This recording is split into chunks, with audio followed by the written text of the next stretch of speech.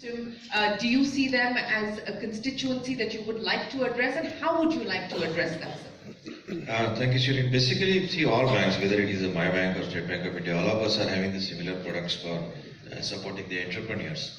The question remains here is, and that is why I in fact admire the role which is played by BYST, that providing funds is today not an issue for anyone, whether it is coming from the venture capitalists or the banks.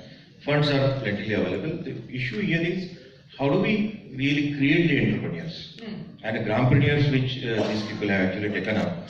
That is more important, because traditionally what we have seen that we are going with skill operations, we are creating a lot of people for the jobs, and very few people are actually getting created for the entrepreneurs. So when it comes to banks, actually what happens, the confidence level of the bank goes up when the entrepreneur, because when we are financing for the entrepreneur, how much entrepreneurial skill the person is having. Unfortunately for the startups, they don't have credit history. And that becomes actually a point for the bankers. That's exactly the point that I was making. They don't have the credit history. Yes. They may not be able to provide you the kind of collateral that you would require. In that case, given the fact that this is going to be a risky business, so to speak, what can be the linkage between a formal credit, bank credit, as well as the entrepreneurship ecosystem? So the linkages will come only when we bring flexibility in our financing. What happens traditionally, we have been actually having very structured way of financing. Whereas, particularly entrepreneurs and small entrepreneurs, every case differs from one case to another case, and the requirements are different. So therefore, if bankers are in a position to get that flexible approach, and which is now very much actually required for the bankers because of the competitive atmosphere. It's not only the venture capitalists, the way MFIs are also, NBFCs are also growing. Right. I think it's a threat for the bankers for our own business. And therefore our flexible approach only will help in financing. So you're willing to be more flexible now? Yes. Are you also looking at a new product perhaps as well? Yes, of course. We keep on introducing new products, but with a lot of flexibility. All right. But what happens if bankers at the ground level, there also the mindset need to be changed. You're right about that. Mr. Mathur, let me ask you, sir, because the Startup India program was launched by the government. We've also got the government looking at the issue of providing funding to the entrepreneurship ecosystem via the fund of funds where SIDBI, NABARD, etc. are all involved. If you can give us a status check, sir, where things currently stand and what more you believe the government needs to do in terms of the access to finance before we move to some of the other issues. Thank you. I think the four institutions which are represented in this panel, in a way, the government, private sector, financial institutions, and educational institutions. So what the government is looking at is the ecosystem gets really up and running if we catch the entrepreneurs young, and which is right from the school. So under the Atal Innovation Mission, we are encouraging within the schools itself, right from 9th class onwards, not the typical science laboratory, but a tinkering lab. So there are a large number of schools which are competing and then qualifying to be supported by the government of India in setting up tinkering labs. So the point I'm making is the whole startup ecosystem is all the pillars are well in place. So educational institutions are now integrated. We have the incubators and the accelerators coming in. Department of Science and Technology is playing a huge role. And the whole Startup India through DIPP is up and running, and you have a very effective outreach and registration process. It's time bound. So I think the stage is set. The financial institutions like my colleagues, I used to be also in a bank a couple of months ago, the Export-Import Bank of India, and I'm very happy to state that the funding is there. So there is a premise that as if the bankers or banking sector is not extending the fund. The fund is there, the monies are there, the products are there. The challenge is to really structure a good bankable project. So it's not like purely an R&D which starts from a university, which could be funded, but the service or the gap it is filling. So the challenge for mentors is to really not encourage purely an innovative product per se, which is really not filling somebody's need. So the service orientation is so critical to drive viability. And sometimes I feel we are all missing that edge. So I think the government is looking at providing a lot of support where services can be better delivered, not only products. So I think mentoring and entrepreneurs are now increasingly moving towards actually the service delivery out of a product, which we typically call the outcomes. So the whole focus is not on the outputs, even under the entrepreneurial ecosystem, but the outcomes. So I think that is what spirit we have to get hold of and move ahead. Since you talked about the outcomes, Mr. Mathur, if you can give this audience a sense of where things currently stand. We've been about almost 3 years into the Startup India program.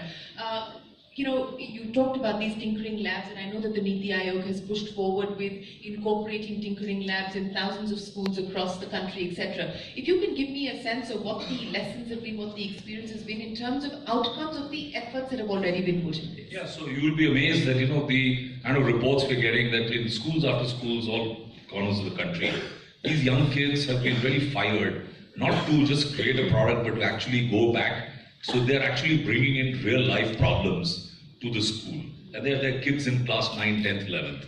So they are the real transformation which the seeds have been very well sown.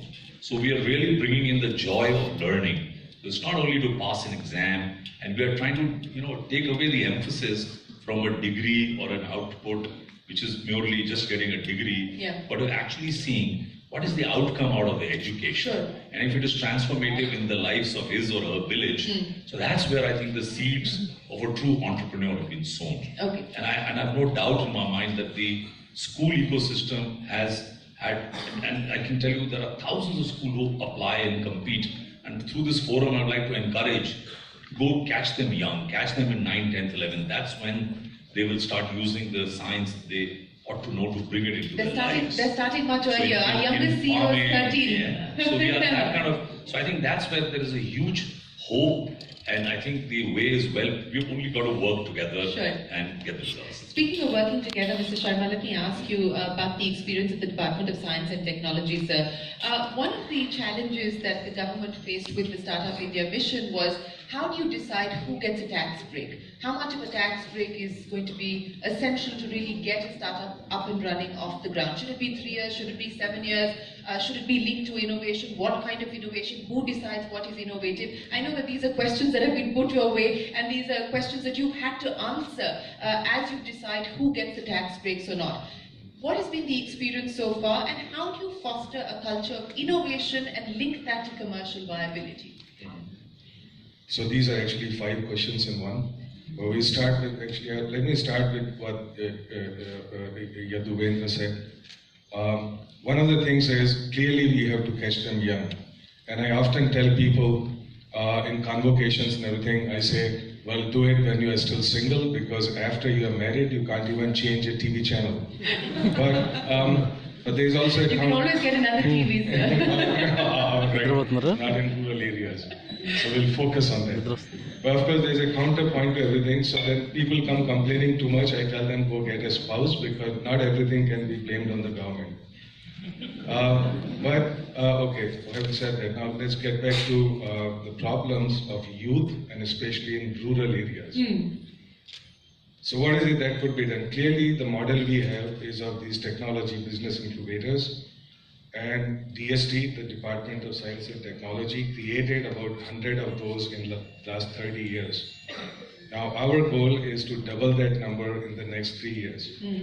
So it's a huge jump. But the point is that these traditional model of technology business incubator are not really that relevant for the rural sector, rural population, rural technology. So what is it that we need to do? Some of it, in fact, exceptional work is being done by Bharatiya Yuva Shakti. All the power to you, all the more power. I'm sure that they have many robust models. So you start with mentorship. Mentorship is a single critical thing. In fact, DST is reaching out to about 3 lakh people in terms of awareness, creation, and so on, through various organizations. And one of these organizations is National Innovation Foundation in Ahmedabad. They are doing basically working on the grassroots, talking to farmers, women, children, everybody, and saying, look, what kind of stuff is actually can be scaled up? So, like my friend Anil Gupta, Professor Anil Gupta says, the minds at the margin of economy are not marginal minds. So they got ideas, but they don't have muscle to scale them up.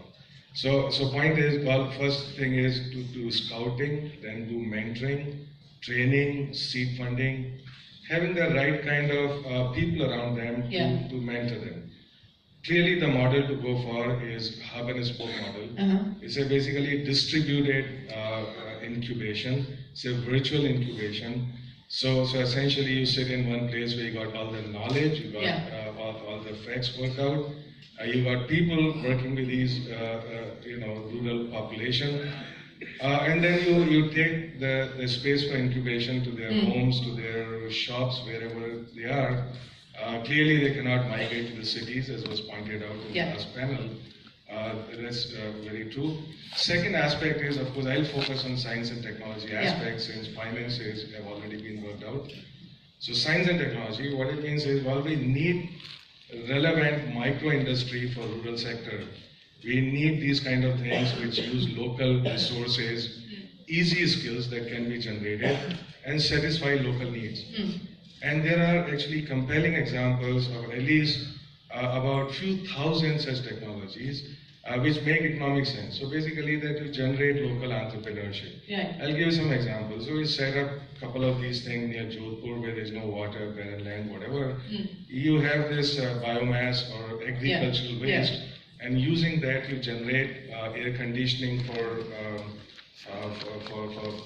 keeping crops and stuff. So you need a cold chain. You also generate water, you generate electricity, power machines and so on. Just to give you an example, there are a whole lot of this being supported in Uttarakhand and various places, northeast, where the point is that all the produce they have, it rots right there. You cannot process it, you cannot transport it because transport is very expensive unless you bring value to this product right there. So you need these solar dryers, you need processing machines, all of which is low cost and can be maintained right there. So a whole lot of examples of that kind. So you need basically two things. You need good models for mentorship. Clearly math does not add up because you need large numbers of people to be trained, but you don't have those many mentors. So you have to mentor the mentors, train the trainers, so to say, and a lot of that is actually happening. And then reach out to large number of people. I'll come to you on the hub and spoke model that you just spoke of, but I do want to point out. So if I can just complete 30 seconds more. What is starting. We have to reach out for the future. We have to reach out to a lot larger number of people. So right now, our all of the efforts in innovation are really tip of the iceberg. So you're looking at people, coming from IITs, coming from universities and so on, very small number. So how do we actually scale up these numbers coming 10 years from now? We have started a program which reaches out to 5 lakh schools in the country. So clearly, a whole lot of them are in rural areas. Each of these schools do an internal competition. They come up with top 2 innovative ideas. Right? It's not about making models that you display in these, because they are bought. But you can't fudge ideas, innovative ideas that look at the local problems and provide a solution. So that, you start with 1 million ideas, top million ideas. Then, we have an army of people that go through these ideas in 6 languages. Right now, you choose 1 lakh ideas. 1 lakh of these kids from class 6 to 11, they are given 10,000 rupees to convert idea into a prototype. That's nice. Then they would display it and then go from state level to national level and so on. They get more mentorship. They get workshop facilities. That's where Tinkering Lab come in. So Tinkering Lab, there are about 1,000 of them now. And it's going to be very soon 2,000. And building up from there. There's a whole mass movement starting at the grassroots. I know you're losing your patience. No, I have other panelists to get to, sir, but I will come back to you as well. But I do want to point out, sir, that I think women have a lot of risk-taking ability, and look at the entrepreneurial success stories. Infosys was started after Mr. Narayan Murthy got married, and his wife was the one who gave him access to credit. She was the one who gave him the first loan of 10,000 rupees. So I do take exception to the fact that women don't have the risk-taking ability. mobility in this country. But let me move on, and Subodh Bhargav, we just heard from the government as well as the bankers on how they're trying to nurture the entrepreneurial ecosystem. Whether it's accelerators, it's incubators, it's tinkering labs in schools. What can the private sector do, sir? What are the ideas to actually align the interests of the government as well as the private sector to ensure that we build on this momentum? Thank you, Shri.